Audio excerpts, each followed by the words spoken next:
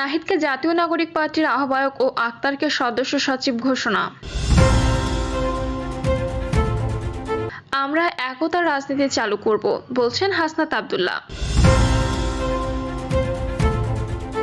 জানাবো শিশুকে ধর্ষণ চেষ্টা, ব্যবসায়ীকে গণপিটুনি। 1 বছর আগের ঝগড়ার জেরে শিশুকে হত্যা, বাবা ছেলে সহ গ্রেপ্তার 3। এবং সর্বশেষ জানাবো ডকুমেন্টারিতে শেখ হাসিনার ভিডিও, ভুয়া ভুয়া স্লোগান। শুনছিলেন সংবাদ শিরোনাম, এবারে বিস্তারিত। নাহিদকে জাতীয় নাগরিক পার্টির আহ্বায়ক ও আক্তারকে সদস্য সচিব ঘোষণা। জুলাই আগস্ট আন্দোলনে তরুণদের নেতৃত্ব গঠিত নতুন দল জাতীয় নাগরিক পার্টি আত্মপ্রকাশ করেছে। আর এই নতুন দলের আহ্বায়ক করা হয়েছে সাবেক তথ্য উপদেষ্টা নাহিদ ইসলামকে, সদস্য সচিব করা হয়েছে আক্তার হোসেনকে। রাজধানীর মানিক মিয়া অ্যাভিনিউতে নতুন রাজনৈতিক দল ও আহ্বায়ক এবং সদস্য সচিবের নাম ঘোষণা করেন জুলাই আগস্ট আন্দোলনে নিহত শহীদ মোহাম্মদ ইসমাইল হোসেন রাব্বির বোন মিম আক্তার। মিম আক্তার বলেন, ইতিহাসে দেখিনি বোনের কাঁধে ভাইয়ের লাশ, আমরা 2 বোনের কাঁধে ছিল ভাইয়ের লাশ। মিমের পর জাতীয় নাগরিক পার্টির আংশিক কমিটির নাম ঘোষণা করেন দলটির সদস্য সচিব আক্তার হোসেন। তিনি দলের সিনিয়র যুগ্ম আহ্বায়ক হিসেবে সামান্তা শারমিন ও আরিফুল ইসলাম আদিলের নাম ঘোষণা করেন। সিনিয়র যুগ্ম সদস্য সচিব হিসেবে ডক্টর তাসনিম জারা, নাফিসা সরওয়ার রিভার নাম ঘোষণা করেন। এছাড়াও দক্ষিণ অঞ্চলের মুখ্য সংগঠক হয়েছেন হাসনাত আব্দুল্লাহ, উত্তর অঞ্চলের মুখ্য সংগঠক হয়েছেন সার্জিস আলম, মুখ্য সমন্বয়ক নাসিরউদ্দিন পাটোয়ারি, সিনিয়র যুগ্ম মুখ্য সমন্বয়ক হয়েছেন আব্দুল হান্নান মাসুদ। সবশেষে বক্তব্য রাখেন নাহিদ ইসলাম। তিনি বলেন, আজ এই মঞ্চে দাঁড়িয়ে আমরা কেবল সাম্যের কথা বলতে চাই। আমরা পেছনের ইতিহাসকে অতিক্রম করে একটি সাম্যের সম্ভাবনার বাংলাদেশের স্বপ্নের কথা বলতে চাই। সেই স্বপ্ন বাস্তবায়নের লক্ষ্যে আমরা আজ এখানে উপস্থিত হয়েছি। আমরা একতার রাজনীতি চালু করব, বলছেন হাসনাত আব্দুল্লাহ। নতুন রাজনৈতিক দল জাতীয় নাগরিক পার্টির অন্যতম নেতা হাসনাত আব্দুল্লাহ বলেছেন, আমরা বিভাজনের রাজনীতির ঊর্ধ্বে উঠে একতার রাজনীতি চালু করব। শুক্রবার বিকালে মানিক মিয়া অ্যাভিনিউয়ে দলটির আত্মপ্রকাশ অনুষ্ঠানে বক্তব্য দেওয়ার সময় এই আশা প্রকাশ করেন। হাসনাত বলেন, আমরা দীর্ঘ 1.5 দশক আওয়ামী জাহেলিয়াতের শাসনের পর আজ মুক্ত হয়েছি। দীর্ঘ 1.5 দশক দেশে ছিল বিচারহীনতা সংস্কৃতি। ভারতীয় আগ্রাসনে বিডিআর সদস্যদের হত্যা করা হয়েছে। শাপলা চত্বরে আমাদের ভাইদের উপর রাতের অন্ধকারে জেনোসাইড চালানো হয়েছে। তিনি বলেন, আপনারা দেখেছেন রাতের ভোট দিনের ভোট চালু করার সংস্কৃতি চালু করা হয়েছে। হাসনাত আরো বলেন, গত 5ই আগস্ট আমরা আওয়ামী দুঃশাসনের কবর রচনা করেছি। আমরা বলতে চাই, এই সংসদে কে যাবে তা নির্ধারণ করবে দেশের খেটে খাওয়া জনতা, এই ভূখণ্ডের মানুষ। তিনি বলেন, দীর্ঘ সময় আমরা জাতি গড়ে তুলতে পারিনি, সুশাসন নিশ্চিত করতে পারিনি, স্বাধীন পুলিশ বিচার বিভাগ নিশ্চিত করতে পারিনি, বিভাজনের রাজনীতি তৈরি করা হয়েছে। আমরা প্রতিশ্রুতি দিতে চাই যে আমরা স্বাধীন ও কার্যকর প্রতিষ্ঠান গড়ে তুলব। আমরা বিভাজনের রাজনীতির ঊর্ধ্বে উঠে একতার রাজনীতি চালু করব। শিশুকে ধর্ষণ চেষ্টা, ব্যবসায়ীকে গণপিটুনি। গোপালগঞ্জের কাশিয়ানীতে 9 বছর বয়সী এক কন্যা শিশুকে ধর্ষণ চেষ্টার অভিযোগে বুলবুল মোল্লা নামে এক ফার্নিচার ব্যবসায়ীকে গণপিটুনি দিয়েছে স্থানীয়রা। গণপিটুনির একটি ভিডিও সামাজিক যোগাযোগ মাধ্যম ফেসবুকে ছড়িয়ে পড়ে। বিকেলে মহেশপুর ইউনিয়নের জয়নগর বাজারে এ ঘটনা ঘটেছে।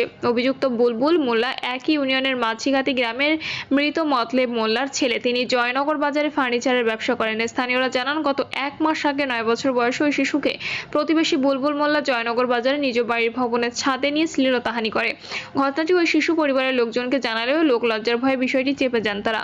গত বৃহস্পতিবার বিকালে পুনরায় ওই শিশুকে বেড়াল দেখানোর কথা বলে একই স্থানে ডেকে নিয়ে ধর্ষণের চেষ্টা চালায় বুলবুল। এ সময় শিশুটি চিৎকার দিলে আশপাশের লোকজন এসে লম্পট বুলবুলকে ধরে গণপিটুনি দেন। এই ঘটনার একটি ভিডিও সামাজিক যোগাযোগ মাধ্যমে ছড়িয়ে পড়ে। এছাড়াও এলাকাবাসীর অভিযোগ, বুলবুল মোল্লা প্রায় বিভিন্ন এলাকা থেকে নারী এনে তার বাড়িতে অসামাজিক কার্যকলাপ করে থাকেন। এ বিষয়ে অভিযুক্ত বুলবুল মোল্লার সঙ্গে মোবাইল ফোনে কথা হলে তিনি তার বিরুদ্ধে আনীত অভিযোগ অস্বীকার করে বলেন, জমি সংক্রান্ত বিরোধের জের ধরে প্রতিপক্ষ ষড়যন্ত্র করে আমার বিরুদ্ধে এ ধরনের অপপ্রচার ও ঘটনা ঘটিয়েছে।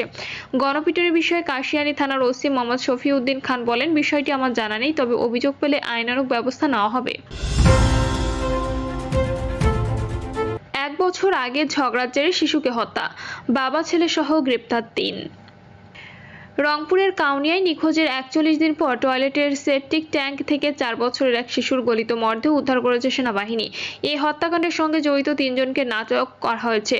এ ঘটনায় মামলা দায়ের পর আজ দুপুরে 3 জনকে গ্রেপ্তার দেখিয়ে আদালতের মাধ্যমে জেল হাজতে পাঠিয়ে দিয়েছে। মরদেহ উদ্ধার ও গ্রেপ্তারের বিষয়টি নিশ্চিত করে কাউনিয়া থানা পুলিশের ওসি মোস্তফা কামাল বলেন, আজ শিশুটির বাবা দেলোয়ার হোসেন বাদী হয়ে 3 জনের নাম উল্লেখ করে হত্যা মামলা দায়ের করেন। ওই মামলায় রাতে আটক করা 3 জনকে আজ গ্রেপ্তার দেখানো হয়েছে। এদিকে মর্মান্তিক ময়নাতদন্তের জন্য রংপুর মেডিকেল কলেজ হাসপাতালের মর্গে পাঠানো হয়েছে। হত্যাকাণ্ডের সঙ্গে আরও কেউ জড়িত আছে কিনা তা তদন্ত করা হচ্ছে বলেও জানান পুলিশের এই কর্মকর্তা।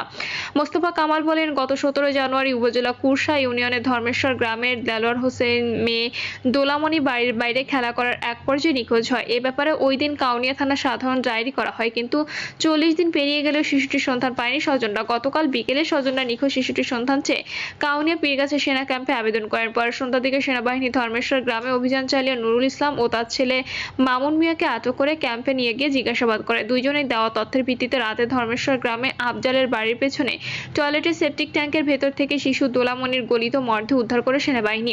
হত্যার ঘটনার সঙ্গে জড়িত সন্দেহে নুরুল ইসলাম ও তার ছেলে মামুন মিয়া এবং সহযোগী সুমন মিয়াকে আটক করা হয়।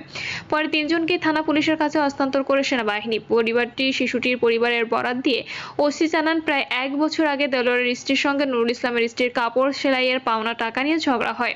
ওই ঘটনাকে কেন্দ্র করে দুই পরিবারের কারোর সঙ্গে কেউ কথা বলে না। 1 বছর আগে ঝগড়াকে কেন্দ্র করে নুরুল ইসলাম ক্ষিপ্ত হয়ে 17 জানুয়ারি দোলামণিকে একা পেয়ে তার বাড়িতে নিয়ে গিয়ে শ্বাসরোধ এবং বাড়িতে আছাড় মেরে মৃত্যু নিশ্চিত করে।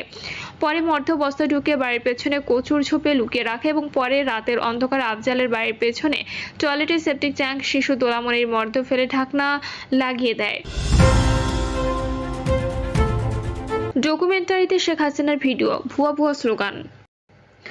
নতুন রাজনৈতিক দলের আত্মপ্রকাশ অনুষ্ঠানে জুলাই অভ্যুত্থানের ওপর ডকুমেন্টারি প্রদর্শন করা হয়েছে। ডকুমেন্টারির প্রথমে শেখ হাসিনা একটি ভিডিও প্রচার করা হয়। তখন শেখ হাসিনাকে দেখেই ভুয়া ভুয়া স্লোগানে অনুষ্ঠানস্থলে উত্তেজনাকর পরিস্থিতির সৃষ্টি হয়। বিকেল 4টার পর রাজধানীর মানিক মিয়া অ্যাভিনিউয়ে নতুন রাজনৈতিক দলের আত্মপ্রকাশ অনুষ্ঠান শুরু হয়। এতে জুলাই অভ্যুত্থানের ওপর 2টি ডকুমেন্টারি প্রদর্শন করা হয়েছে। জুলাই আগস্ট আন্দোলনে তরুণদের নেতৃত্বে আনুষ্ঠানিকভাবে গঠিত হতে যাচ্ছে নতুন রাজনৈতিক দল। এই আন্দোলনের নেতৃত্ব দেয় বৈষম্য বিরোধী ছাত্র আন্দোলন। আওয়ামী লীগ সরকারের পতনের পর তাদের নেতৃত্বে জাতীয় নাগরিক কমিটি নামে আরেকটি সংগঠন গড়ে ওঠে।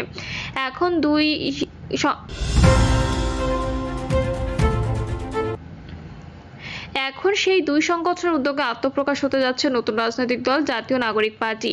তরুণদের নতুন এই দলের নামের ইংরেজি রূপ হবে ন্যাশনাল সিটিজেন্স পার্টি অর্থাৎ এনসিপি। নতুন এই দলের আহ্বায়কের দায়িত্ব নিতে গত মঙ্গলবার অন্তর্বর্তী সরকার উপদেষ্টা পরিষদ থেকে পদত্যাগ করেন মোহাম্মদ নাহিদ ইসলাম।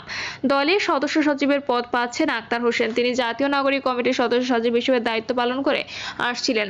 জানা গেছে, নতুন দলের নাসিরউদ্দিন পাটোয়ারি প্রধান সমন্বয়কারী, সামান্তা শারমিন জ্যেষ্ঠ যুগ্ম আহ্বায়ক, হাসনাত আব্দুল্লাহ দক্ষিণাঞ্চলের মুখ্য সংগঠক, সার্জিস আলম উত্তরাঞ্চলের মুখ্য সংগঠক, আব্দুল হান্নান মাসুদ যুগ্ম সমন্বয়ক ও সালাউদ্দিন সিফাত তপ্ত সম্পাদক হিসেবে থাকছেন। দলটির সূত্রে আরও জানা গেছে, জ্যেষ্ঠ